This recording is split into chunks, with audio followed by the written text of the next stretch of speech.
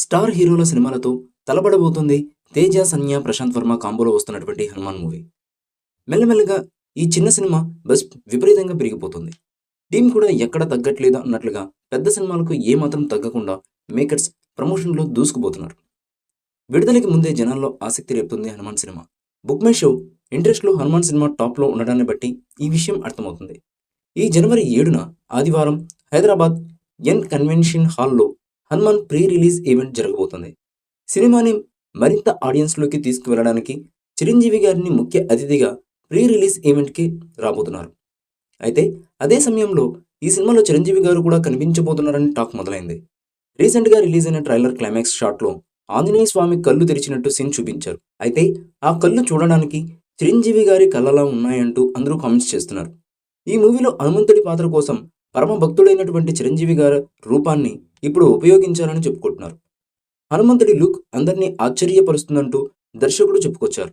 మరి ఆ లుక్ని pre release ఈవెంట్లో రివీల్ చేస్తారేమో చూడాలి. చిరంజీవి గారు తన సినీ జీవితంలో మైలురాలుగా నిలిచినటువంటి చిత్రాల్లో జగదేక వీరుడు, అతిలోక సుందరి ఒకటి. ఈ సినిమాలో చిరంజీవి గారు కాసేపు హనుమంతుడిలా కనిపిస్తారు. అలాగే యానిమేషన్ సినిమా హనుమాన్లోనూ వాయిస్ ఓవర్ ఇచ్చారు. వీటన్నింటినీ చూస్తే హనుమాన్లో కూడా ఆంజనేయుడి పాత్రలో చిరంజీవి గారు నటించే ఉంటారని నమ్మకం కలుగుతుంది. అయితే ఇది నిజమా, రూమరేనా అన్న దాంట్లో మాత్రం క్లారిటీ రాలేదు. హనుమంతుడి పాత్రలో ఎవరు నటించారన్న విషయాన్ని దర్శకుడు ప్రశాంత్ వర్మ కూడా రివీల్ చేయలేదు. ఆ పాత్ర చేసింది ఎవరో సినిమా చూస్తే తెలుసుకోవాలంటున్నారు. ఇక ఈ మూవీలో అమృత అయ్యర్ హీరోయిన్గా నటిస్తుండగా వరలక్ష్మి శరత్ కుమార్ ముఖ్య పాత్రలో నటిస్తుంది.